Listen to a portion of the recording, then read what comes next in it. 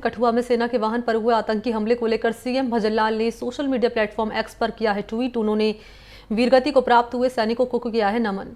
लिखा गया है कि मां भारती की सेवा करते हुए आतंकवाद के खिलाफ उनका ये सर्वोच्च बलिदान व्यर्थ नहीं जाएगा। आपको बता दें कि जम्मू कश्मीर के कठुआ में हुए बड़े आतंकी हमले में सेना के 5 जवान शहीद हुए, साथ ही 5 जवान गंभीर रूप से घायल बताए जा रहे हैं। आतंकियों ने सेना की गाड़ी पर घात लगाकर हमला किया। जिस जगह ये हमला हुआ वो पंजाब के पठानकोट जिले की सीमा से लगा हुआ है। पिछले 2 महीनों में ये सेना के वाहन पर दूसरा आतंकी हमला है। 4 मई को पुंछ में एयरफोर्स के काफिले पर भी हमला किया गया था।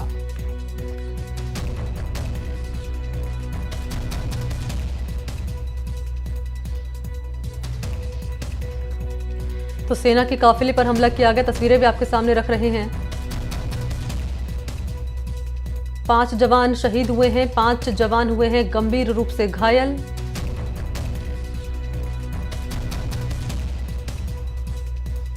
तो आतंकियों की ये नापाक करतूत सामने आई है। हमला किया है, सेना के 5 जवान शहीद हुए हैं और शहादत को नमन कर रहे हैं। मुख्यमंत्री भजनलाल शर्मा लिख रहे हैं, आतंकी हमले में वीर गति को प्राप्त हुए मां भारती के वीर सैनिकों की शहादत को कोटि कोटि नमन। मां भारती की सेवा करते आतंकवाद के विरुद्ध उनका ये सर्वोच्च बलिदान व्यर्थ नहीं जाएगा। अयोध्यापति प्रभु श्री राम दिवंगत वीर आत्माओं को अपने श्री चरणों में स्थान दे। घायल सैनिकों को शीघ्र स्वास्थ्य लाभ प्रदान करें। ओम शांति।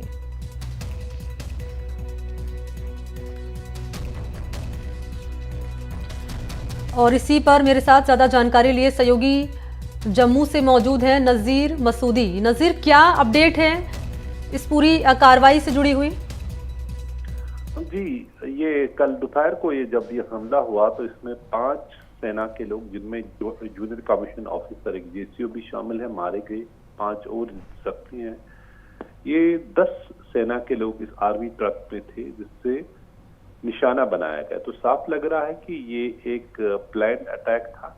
पहले इसकी रेकी की गई थी और फिर उसके बाद आतंकी भाग निकलने में भी कामयाब हुए।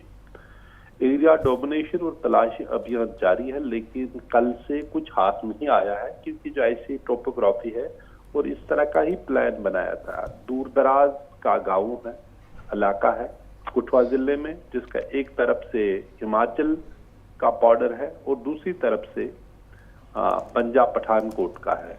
ये सेना जो है 9 कोर का है। 9 कोर का हेडक्वार्टर हिमाचल प्रदेश में है।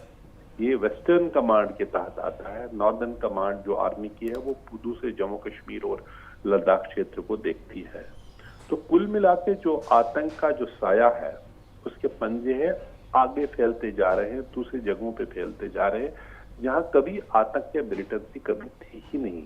ये सबसे बड़ी चुनौती है सुरक्षा एजेंसी के लिए, पुलिस के लिए, किस तरह इस आतंकी के हमलों और आतंक के फैलाव को कैसे रोका जाए। और जिस तरह से आतंकी प्लान बनाते हैं, इतने ट्रेन होते हैं, जो इनके पास हथियार होता है, अमेरिकन मेड M4 राइफल्स होते हैं, सैटेलाइट सिस्टम होता है इनके साथ, माइक्रो सैटेलाइट कम्युनिकेशन सिस्टम, जिसके जरिए वो एक दूसरे से कम्युनिकेट करते हैं और वो इंटरसेप्ट भी नहीं होता है उनकी कम्युनिकेशन।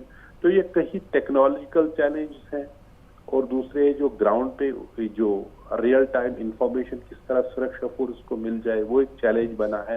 और जम्मू क्षेत्र जो बिल्कुल आतंक से मुक्त था, कोई आतंक नहीं था, पिछले 2-3 साल से बड़े हमलों की जगह बनी है। अब तक 43 सेना के लोग, जिनमें अफसर भी शामिल है, पिछले 2.5 साल से मारे गए।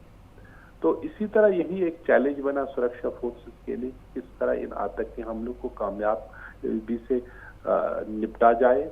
और ये ऑपरेशन इस वक्त वहाँ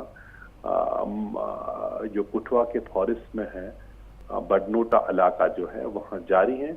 देखना है कि क्या दिन में कोई सक्सेस मिलेगी, कोई कामयाबी मिलेगी आतंकियों के खिलाफ जो इस हमले के पीछे है।